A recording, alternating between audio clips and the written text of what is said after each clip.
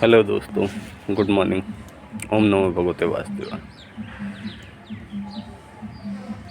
किसी भी एग्ज़ाम में जो स्टेट लेवल का हो या फिर सेंट्रल लेवल का, यूपीएससी हो, यूपीपीएससी हो, कुछ भी, उसमें इतिहास सबसे महत्वपूर्ण एक सब्जेक्ट होता है।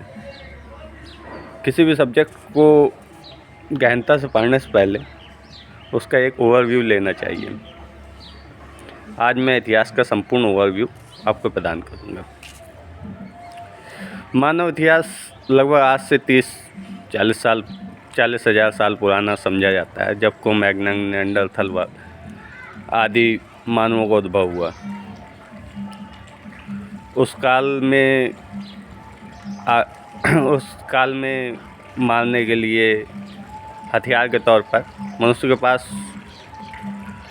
मुख्यतः पत्थर ही होते, तो उस काल को हमने, सबसे पुराने काल को हमने पाषाण काल कहा। पाषाण काल भी हमने 3 भागों में डिवाइडेड किया: पूरा पाषाण काल, मध्य पाषाण काल, नवपाषाण काल। तो पूरा पाषाण काल में आता है कि मानवों को कच्चा मांस खाना पड़ता, तो उसको आवश्यकता हुई कि वो मांस पका के खाए, तो उसने आग का आविष्कार किया। आग से जंगली जानवरों से रक्षा भी होती थी। इसके पास मध्य पाषाण काल आया। मध्य पाषाण काल में थोड़ा और सुसंस्कृत हुआ, झुंड में रहने लगा। फिर नवपाषाण काल में उसने पहिए का आविष्कार किया, पशुपालन किया, खेती के आविष्कार किया। उसी समय मतलब मेहरगढ़ में, लोरादेव में इत्यादि जगहों में हमें चावल की खेती साक्ष्य, मतलब खेती के साक्ष्य मिलते हैं। इसके बाद आया हमारा वैदिक काल। वैदिक कालों में 2 वैदिक काल हैं। वैदिक काल को भी 2 भागों में बांटा गया है।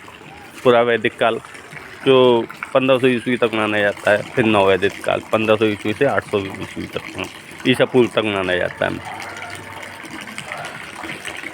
तो पूरा वैदिक काल में ऋग्वेद, सामवेद, यजुर्वेद की रचना हुई, और नव वैदिक काल में अथर्ववेद, और इन तीनों वेदों का विस्तार हुआ। इसमें ब्राह्मण समाज काफ़ी सशक्त हुआ, जो यज्ञ को, पशु बलि को इत्यादि को, कर्म कांडों को बहुत अधिक मान्यता देते थे, और देवताओं की स्थितियों को ही मुख्य समझते थे। जैसे आसपास आपके जो भी शक्तियाँ हैं, जैसे पवन है, धरती है, जल है, जंगल है, इंद्र है, नासत्य है, इन सब की स्तुतियाँ करो, ये आपके ऊपर कृपा करेंगे। अथर्ववेद में आपका पूर्णतः जादू टोना टोटका वगैरह ये सब है, इन सब की जो क्रियाविधियाँ हैं। इसके बाद हमारा जैन धर्म आया।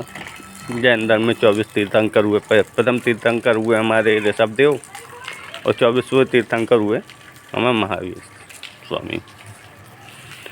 जैन धर्म के बाद बौद्ध धर्म आया। बौद्ध धर्म के संस्थापक थे महात्मा बुद्ध।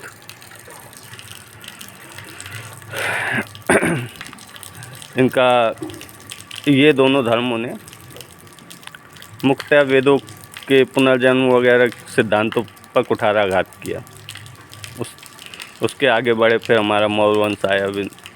मौर्य वंश के संस्थापक थे चंद्रगुप्त, और उसी समय कौटिल्य ने अर्थशास्त्र लिखी, जो चंद्रगुप्त के महामंत्री एवं गुरु दोनों ही थे।